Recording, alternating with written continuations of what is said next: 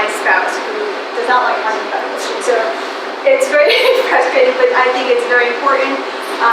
The only emotion that my husband likes to share is probably anger or frustration. But other than that, so I think for me, I just have always enjoyed talking about emotions and feelings. I've never been able to talk with my parents. They're immigrants, so language was a big barrier for me growing up. So I found other outlets to be able to talk about my feelings. That's something as a young child that I loved doing. So I actually went to Princeton Theological Seminary. I have a master's degree. I've done lots of counseling, crisis counseling as a chaplain, as a minister, in a lifetime. So I have this background where I've worked with people in crisis and just really working with people of all different ages, races and religions, actually, and recognizing that emotional agility is one of the things, another word for resilience actually, or one of the key factors of how we survive. And I thought, as I've been working with Rob for the past 2 years and understanding Scrum and this whole Agile movement, I thought that how could I implement this in the software community, right, for the people side of software. I figured this was a perfect topic. So I saw this article a couple of weeks ago, and I thought it was really funny. So I'm sure some of you guys can probably appreciate. It's not an easy thing to admit when you're wrong, and that's why I won't do it. So this is what emotional agility is not. Okay. So I think we're all here because we've experienced.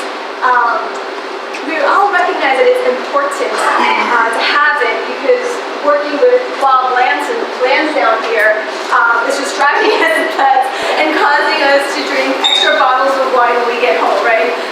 So I thought, what a great way to talk about emotional agility by starting with emotional rigidity at the office. So here are some examples, and this is all from a book that I will introduce to you by Dr. David. It's actually David, it's got it wrong. But emotional agility, but I will introduce that in a second. She writes that here are some signs of emotional rigidity. You can't let go of an idea of being right, even when there's obviously a better course of action. You stay silent when you know when there's something wrong.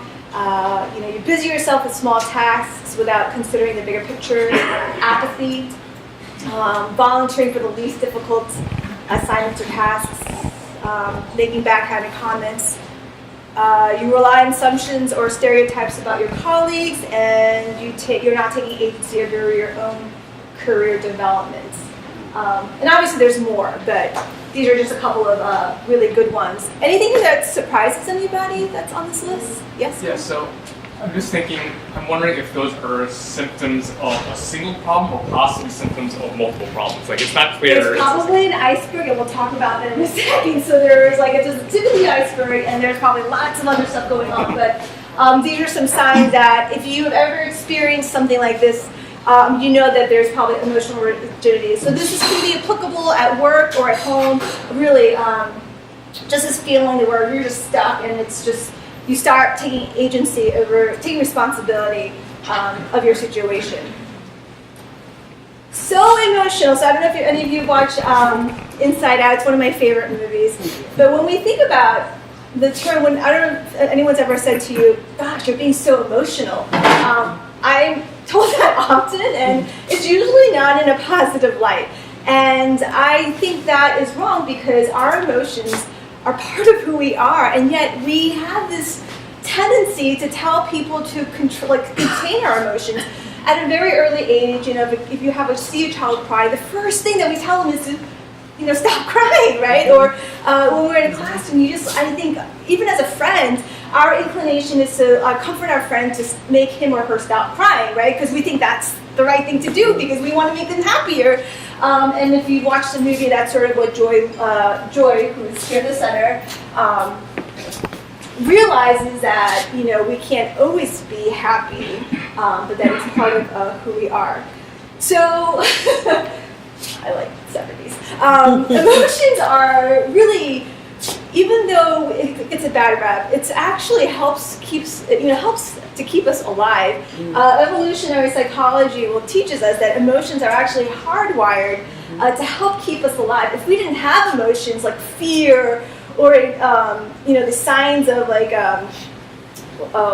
just signs that we would we see dinosaurs. Obviously, dinosaurs are people do not walk. But let's say you see like a bear or something. You're like, oh, bear, and there's nothing in your body that's like thumping and your hair is raising. And you're like, oh, you might get eaten, right? So emotions keep us alive. We have something called the sympathetic nervous system, also known as, probably commonly known as fight or flight. So our bodies basically help us, kick in the heart beating, the blood flows, our GI basically slows down, and our eyes, blood vessels like dilate. And so it helps us to prepare whether or not, okay, do I run or do I fight, right? So we need these emotions to keep us alive. And so our brain, so evolutionary psychology shows us that our brains actually are wired into our neurons to really help us experience life, not just to survive, but to have more meaningful relationships. Again, when you have a relationship with someone, whether it's personal or professional, our emotions help guide us into having more meaningful, transformative relationships. So the limbic system in our brain is what really houses our emotions, and there's four different part components, and there's the hypothalamus. We talked about the fight or flight, and that's where the hypothalamus houses the fight or flight system, and that's where all the endocrines. It secretes endocrine. Sorry, I'm like not a biologist. There's a thalamus, so it helps us experience all of our senses. And it relates that into emotion. So that's why when I come home and I see my dog, my Shiba Inu, I want to touch my dog all the time, and it helps relieve stress. So I think that's why we love cat videos, looking at puppies. I know there's Uber at one time brought puppies to the office because I think we long for touch. So whether it's a hug or a fluffy animal, not smells, but sights and sounds, when we listen to music, they elicit these emotions and they trigger memories. Smell actually bypasses the thalamus. It has a different relay system, and it goes directly into our brain. So that's why when you smell like, I don't know, what smells do you guys love? Lavender. What? Lavender. Lavender. Okay, so let's say you smell lavender. I remember as a kid, your mom had this lavender, and it elicits these really strong memories because it has its own relay system. So I thought that was really interesting. You have the amygdala, which is our aggression center, and this is where it regulates anger, violence, fear, and anxiety. And so dysphoria has a mellowing effect. So people who suffer from anxiety, usually if they're prescribed medication, those medications target the amygdala. So it helps mellow people out. Or even when you're drinking alcohol, that actually affects the amygdala, and that's how we get this mellowing effect. And finally, at the bottom of the base of our brain, we have the hippocampus, and this is really key in helping us form memories, both short-term and long-term. It's all related, and it has the power to evoke emotions. So here's proof that our brains were made to feel and to have emotions, the good and the bad, and no matter what, this is part of who we as human beings we were created. So there are 6 basic emotions. Obviously, there's debate about it, but these are the 6 main ones that most psychologists and therapy scientists can all agree on. It's like happiness, sadness, disgust, anger, fear, and surprise. What about hurt? Which one? Hurt. Heart? Hurt. Heart? Hurt. Pain. When your coworker doesn't say hi to you, but to everybody else in the That would probably fall under one of. So a basic emotion is feelings that are basically sit by itself. So something like hurt can probably be a combination of like sadness and anger or fear. So there's your hurt. A pain is I would say it's a combination of different things. So where basic emotions are just emotions that sit by themselves, like shame. Shame is a feeling of anger and probably also fear as well. So I think there are emotions where it's a mixture of these 3 basic ones. So think about colors. You have red, primary colors, and then you have red and blue, and it's purple. So that's kind of the other emotions. So that's probably where pain would fit. But these are the 6 that most scientists will agree that these are the basic emotions, not that we don't have any other emotions. Okay. Okay, so what does this have to do with what we're here for? Technical debt. Are you guys familiar with technical debt? Okay. So we know that technical debt is, obviously, basically in a nutshell, it's taking shortcuts to achieve the, short-term goal or objective. But as you know, we know with any iceberg, if you just see the tip of it, underneath the water, we have no idea what's going on. And so eventually, if you're a software development team or your team is just constantly making shortcuts and at the cost of quality, it will come back to haunt you later on, okay? So in a similar way, I like to think of emotional rigidity as a human side of technical debt. So I'll let that sit for a second. Okay, so I think I coined that, so so I think it's the human side of technical debt. It's when our thoughts and feelings and behaviors keep us hooked or stuck in a place that does not benefit us in any way. So our feelings and our emotions, if we don't confront them, if we ignore them, eventually they will amount to this huge, tumbling effect where it will come and, punch you in the face, whether you like it or not. So today, I think we don't have dinosaurs. Not that humans ever had to face dinosaurs. We don't have most of us who live in the city don't have to worry about grizzly bears or lions or tigers that are going to come and eat us. But I think we have different demons that we, you do? Deer that attack you. Deer, like killer deer. I don't know.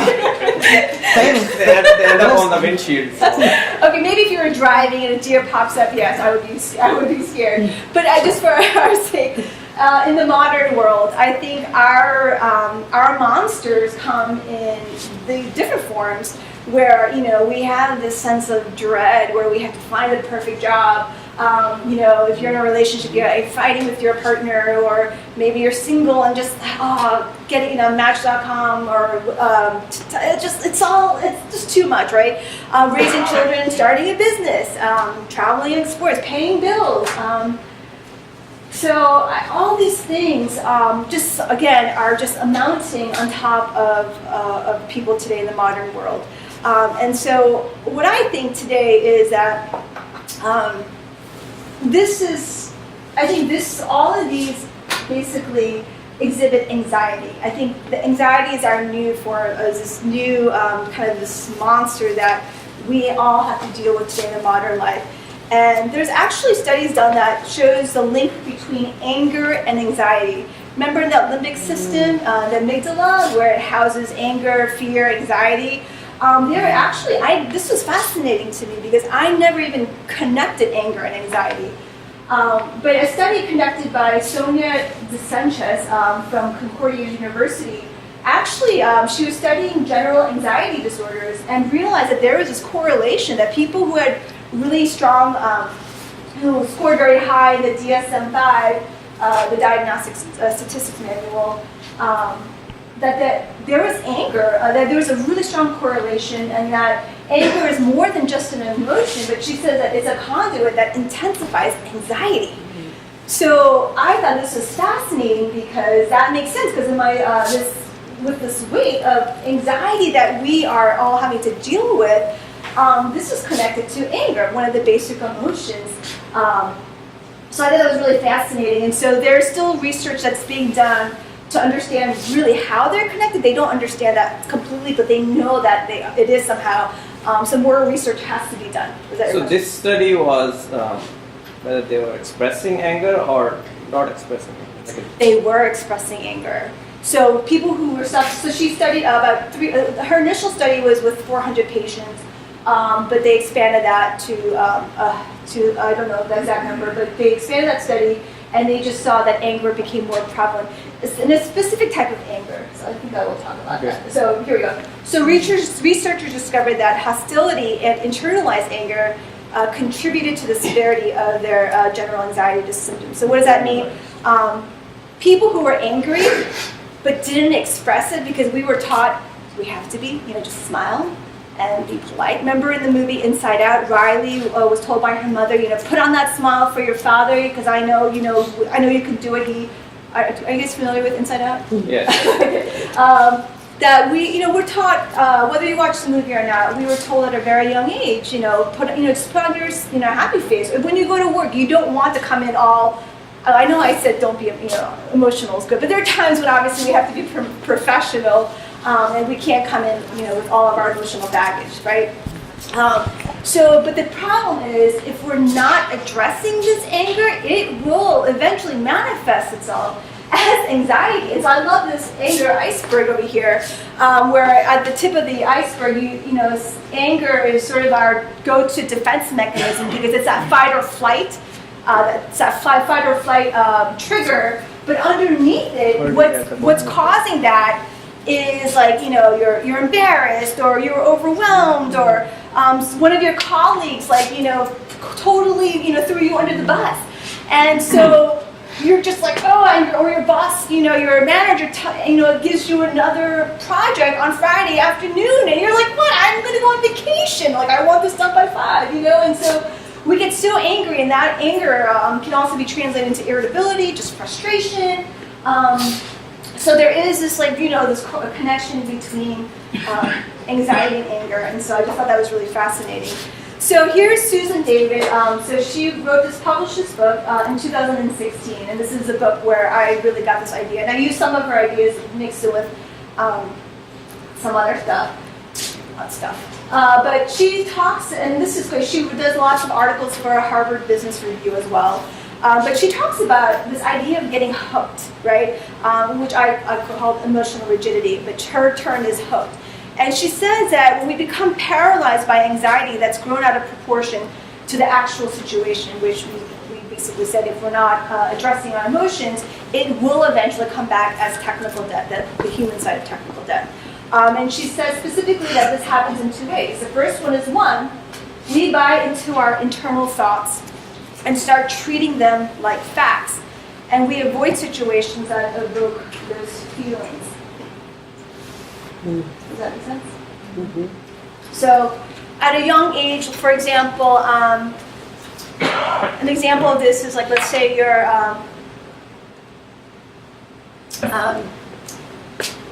a great example is when you're very young, your parents get a divorce, and they don't tell you why, but so automatically your assumption is that, my father did not love me, so he left. So that's why my parents are getting a divorce. I was a bad kid. And so when we start creating these stories in our heads, we start to believe them, as we become adults. I'm not good enough. I'm not lovable. And so we end up, because we're not addressing this, and we have these narratives in our head, we eventually manifest as actual truth. So I'll talk more about that in a second, but I think what David is using is something called cognitive behavioral therapy, where when our emotions, we feel something, I must be, I feel yucky because my dad left, so I must be a bad kid, and then therefore I'm going to sabotage every relationship I, go into. So what cognitive behavioral therapy does is start with the thinking. It's like, wait, no, I'm not a bad person. I can feel this, and then I will. But anyway, I think what Susan David bases her book a lot on cognitive behavioral therapy, so I just wanted to make that quick note. The second reason why we get hooked is, like I mentioned briefly before, is that usually on the insistence of others, we are told to just bottle it up, just get it together, get over it, stop crying, wipe your tears away, just put on your happy smile, even though it goes against your value or goals. For example, let's say you're in hospitality and you hate, you're just a very honest person. You don't want to, I think working in hospitality requires a certain type of person who enjoys working with people. So if it goes against your values, you're going to be miserable. But there are people who actually love working in hospitality, and they love trying to find solutions for their clients, for their customers. So they thrive in that. But if that's not for you, then it's going to cause you to really become bitter, resentful, and it's going to cause you to become emotionally rigid or hooked. Okay. So as humans, we are designed to create stories. So we try to make sense of the world by creating a cohesive narrative about who we are, our purpose, our passion, relationships, and everything that's important to us. And so I don't know if any of you watched the Crazy Rich Asians. I liked it. It's actually, in a sense, it's really it's a rags to riches story, right? It's about like Cinderella, where you have Rachel, who thought she was, dating this Nick guy who was a fellow colleague at NYU, and turns out he's this like billionaire in Singapore. And so, and then there's basically central archetypes throughout history that we see over and over and over again. So overcoming the monster, you have Perseus in Star Wars, Avatar, The Quest, Voyage and Return, comedy, rebirth, and tragedy. And so these themes continue to reoccur in our own lives and how we tell our own stories, right? And how we relate to the world. And I think for a lot of people, we like to think of our lives as a tragedy, right? And I think when we start creating these stories at a young age, and we start believing them, that can really cause some ruckus later in life. So what happens is when we live these tragic stories in our head over and over again, we start believing them.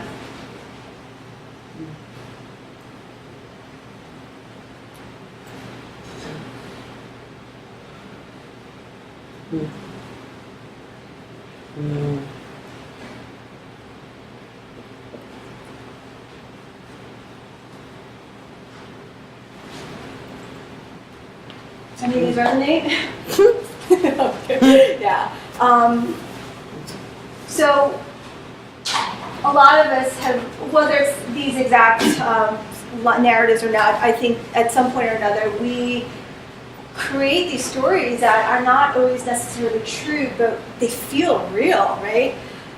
So just to recap, when we accept thoughts as facts, I'm not good at this, I always screw up. I mean, that's one of the things when my husband and I would fight, he's like, you always, I was like, like, don't say always, because that's not true. But I think when we say it about our own, I always, or you always, or he always, I think that it's not fact. I'm not good at this. I'm never gonna. I think when we use this absolute language, it sets us up to get stuck. And I think it's important to recognize that we have, if you are, that we have this tendency.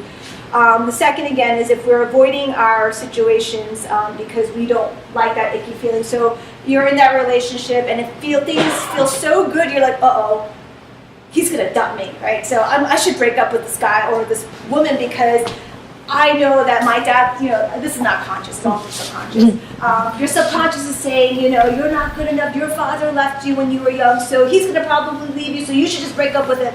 So it becomes a self-fulfilling prophecy because we're gonna start avoiding all of these icky feelings before it actually happens. So this is how we get hooked. And then what happens is that we start brooding and we start ruminating over these feelings over and over and over again until it becomes truth. So this is what getting hooked looks like. This is what this is where, how we become emotionally rigid because we're not facing our feelings, we're not confronting our emotions. Does anyone have any questions so far about emotional rigidity? I think a lot of us can probably resonate with this, right? So again, this is applicable to our own personal selves as well as in professionally, in any time when we are working in relationships. So what does emotional agility look like? It's the ability to be able to It's to be present with your stories, thoughts and emotions with flexibility, so that you can respond optimally to everyday situations with intentionality. So it's about being courageous and being aware. It's a process, really, that allows you to be in a moment and be able to change or maintain your behaviors to live in ways that align with your intentions and values. And that's from the book from David. So this is what emotional agility looks like. And this is one of my friend's daughter was featured in the New York Times where, I forget what, but I thought it would be sure. Mm-hmm. Emotional agility is about holding those emotions and thoughts loosely and facing them courageously and compassionately, and being able to move past them and make big things happen in your life. So the first thing is it really takes courage to face it. Don't just sweep it under the rug, and being compassionate about who you are. I think we have this inner desire to be perfect. We have to excel. The pressure at work just continues to mount as, we know technology is constantly advancing.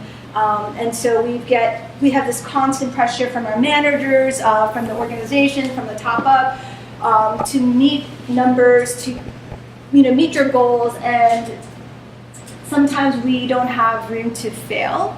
And so we have this fixed mindset, and therefore I don't have time for my emotions. I need to get this project done. I need to get this thing done, and we don't allow ourselves to be human. There's a 17th century Dutch philosopher, Spinoza, and he wrote this very well-known book called The Ethics, and he writes, emotion, which is suffering, ceases to be suffering as soon as we form a clear and precise picture of it.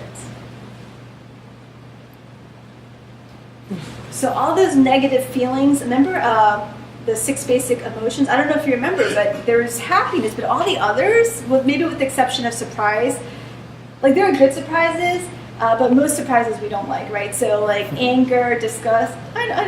Anger, disgust, sadness, thank you. They tend to be what we call negative emotions, right? And so while happiness is the one thing that we're allowed to be, all the others, we try to ignore, all those negative, uncomfortable feelings. But what Spinoza is saying is that it stops being icky if we are ready to confront it and get a better understanding of it. So here are some practical steps towards emotional agility. And this is something that I kind of use David's book and some of my own understanding of counseling that I've created here. So the first step towards emotional agility is acceptance. Accept who you are. Accept who your team is, right? So your team is not there's no such thing as a perfect job. And so whether you're gonna whether you're already looking for you're on Indeed.com and Career Monster, whatever it is at work, that's probably a sign that you're already emotionally that you're hooked at work. But accept your situation, accept who you are, accept that your team is not perfect. And I think I don't know if you're familiar with Alcoholics Anonymous, but there's a 12 steps. But one of the first steps of overcoming your alcoholism is to accept that you are one. Like, I'm an alcoholic. And if you go to an AA meeting, that's the first thing. I'm Rosanna. I'm an alcoholic. You have to be able to accept who you are, and there is no judgment, there is no shame, there shouldn't be, but yet we have that fear of shame. So I think that's the first prerequisite to begin your emotional agile journey. Accept who you are, accept your situation, and just be aware. That's step 2. Number 2 is a capacity for self-awareness. Being able to find the courage to recognize that, okay, if you have this feelings, like I don't know if you ever watched Devil Wears Prada with Anne Hathaway with Meryl Streep, right? So are you familiar with that film? Meryl Streep plays this this editor of this really high-grade fashion magazine. And the opening scene of this film is she's walking into the building, she's Meryl Streep and with her attitude. And everyone in the office, their heart's palpitating and they're changing their shoes from flats to heels and everyone's on high alert. I don't know if you go into the office with that feeling, but it's just being able to recognize, okay, I'm stressed, Rob was asking me yesterday, he's are you nervous? And I was going to say, no, I'm fine, I'm totally cool about today's talk, but I stopped myself. I was like, you know what? It's okay. It's okay for me to be nervous. So I told me I'm a little nervous. I haven't spoken in front of a group in over 5 years. So it's like, so I was very nervous. Deep down, I just told them I was a little nervous. But I think being able to be honest and say it's okay. I'm not perfect, and so I said, yeah, I'm a little nervous, and I felt, it's like, I think sometimes being authentic,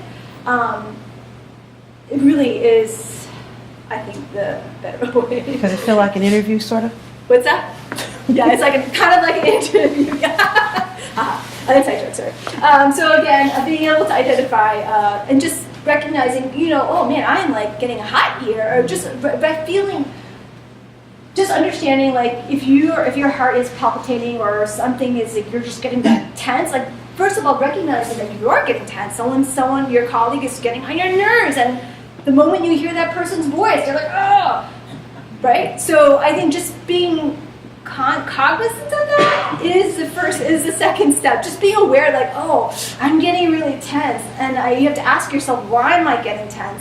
I know there's, I think a lot of times we just sort of go into autopilot, which is the third step, is to turn off that autopilot. Because what happens is, like, as soon as we have these triggers, we go into defense mode, right? We're like, oh, okay, I hear my colleague coming, stomping, and his voice, oh. So you're just already like on high alert, and you're just like, what do you want, right? And so we just show this irritability. And so what we need to have is a lion mindset. And I was going to put this cute picture of my dog because I forgot to do it, but when I have this 10-year-old Shiba Inu, her name is Yuna, and anytime I'm in my she's very, very stubborn, very smart, but when it comes to food, like if I'm eating like a piece of cheese and she's in the other room, I will like grab a cheese string and I will turn around and she's right there. I'm like, oh my God, where did you come from?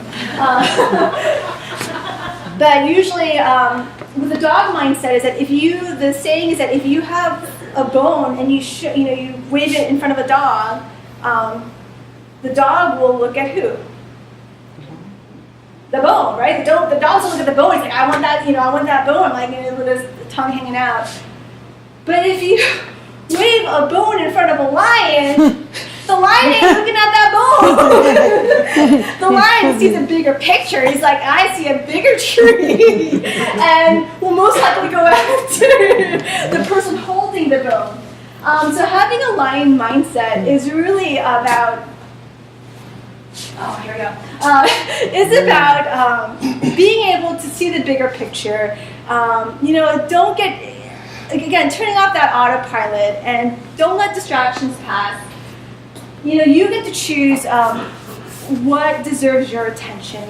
We are so busy in life, and you have the choice. You have the power to be able to prioritize what's important and make those decisions based on what's important to your values and your goals.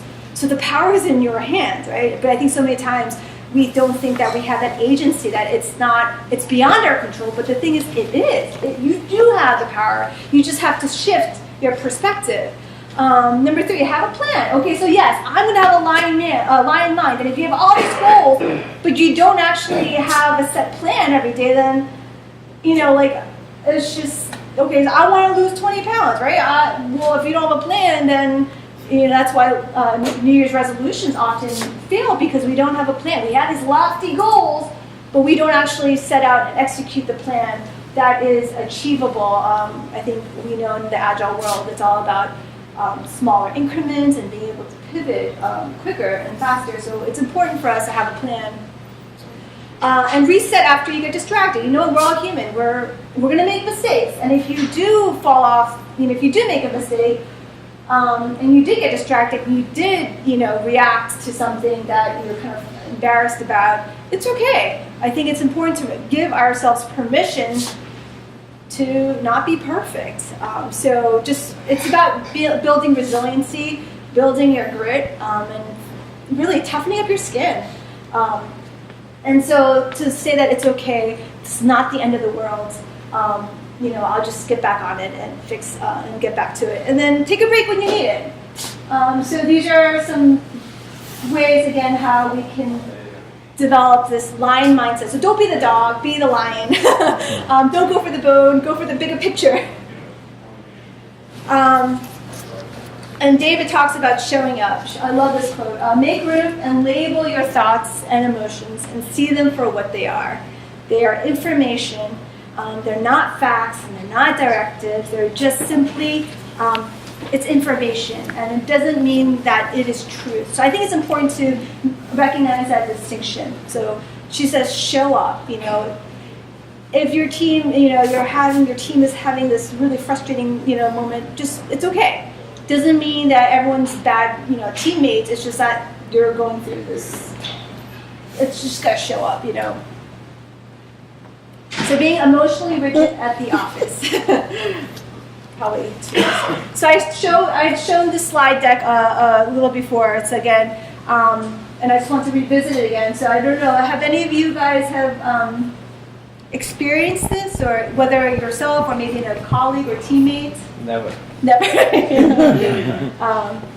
So I think it's important that as you guys go back to work tomorrow, being able to recognize, okay, maybe maybe I am stuck, or maybe so and so my team is stuck, and then the step is again to be aware and cognizant, and trying to not respond on automatic, but